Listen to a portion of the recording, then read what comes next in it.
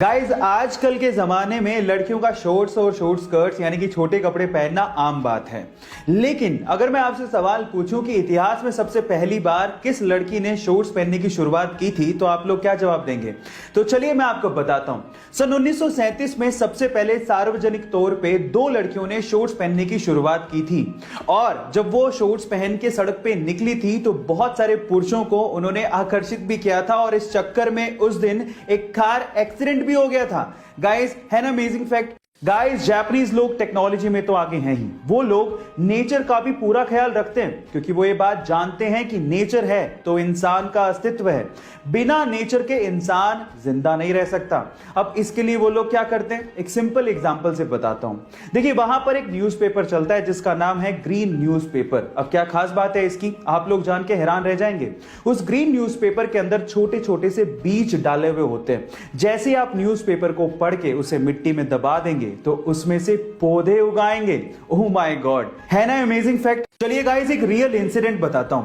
हुआ कुछ यूं कि 4-5 साल के एक छोटे से बच्चे के साथ एक मां जेब्रा लाइन क्रॉस कर रही थी। जैसे ही मां जेब्रा लाइन क्रॉस कर रही थी तो सामने से आती एक गाड़ी ने मां को टक्कर मार दी, जिससे मां और बेटा दोनों सड़क पे जाके गिरे। इसके बाद छोटे से बेटे ने जो बिहेवियर शो किया, उसे देखने के बाद आप लोग हैरान रह जाएंगे। हुआ कुछ यूं कि बेटा सबसे पहले खड़ा हुआ, उसने अपनी मां को संभाला, और फिर उसके बाद उसे अपनी मां की हालत देख के इतना गुस्सा आया कि वो गाड़ी की तरफ गया और गाड़ी को 2 दिन लात मारी, और उसके बाद गाड़ी वाले को सुनाने लगा। गाइस, इतना मैच्योर बिहेवियर शायद ही किसी ने उस बच्चे से एक्सपेक्ट किया हो, लेकिन मां को लगे तो बेटे को दर्द तो होता ही है। पब्लिक टॉयलेट्स के लिए धारणा बन चुकी है कि पब्लिक टॉयलेट्स साफ नहीं होते, और इसी वजह से लोग उसे यूज करने से कतराते हैं और देखने तक नहीं जाते, क्या पता वो साफ मिल जाए। और इसी चीज का सॉल्यूशन जापान ने निकाल लिया है। उन्होंने अपनी राजधानी टोक्यो में कुछ ऐसे टॉयलेट इंस्टॉल किए हैं जो कि कंप्लीटली ट्रांसपेरेंट है, और आप बाहर खड़े खड़े देख के बिना हाथ लगाए अंदाजा लगा सकते हो कि टॉयलेट साफ है या नहीं। और अब आपके मन में सवाल उठ रहा होगा कि टॉयलेट करेंगे कैसे अगर ट्रांसपेरेंट होगा तो मजे की बात यह है कि जैसे आप अंदर जाओगे और लॉक करोगे तो वो ट्रांसपेरेंट ग्लास टेक्नोलॉजी की वजह से नॉन ट्रांसपेरेंट ग्लास में बदल जाएगा, और उसके बाद आप सुकून से टॉयलेट कर सकते हो। अगर आप लोगों को भी स्पेस में मेरी तरह बहुत ज्यादा इंटरेस्ट है तो एक इंटरेस्टिंग फैक्ट बताता हूं। गाइस, क्या आप लोगों ने कभी इरोस एस्ट्रॉइड के बारे में सुना है? नहीं सुना? डोंट वरी, मैं आपको बताता हूं। इरोस एस्ट्रॉइड हमारी धरती के पास एक ऐसा एस्ट्रॉइड है जिसमें नासा के अनुसार 2000 करोड़ टन गोल्ड, जी हां आप ठीक सुन रहे हैं, 2000 करोड़ टन गोल्ड छिपा हुआ है, और उसके अलावा इतनी ही मात्रा में प्लेटिनम और एल्यूमिनियम उस पे छिपा हुआ है।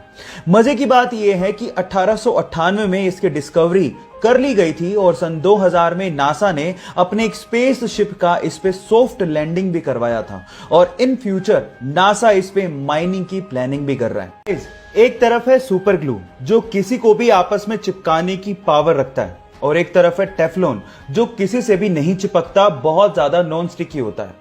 पर तब क्या हो जब इन दोनों की टक्कर आपस में ही करवा दी जाए?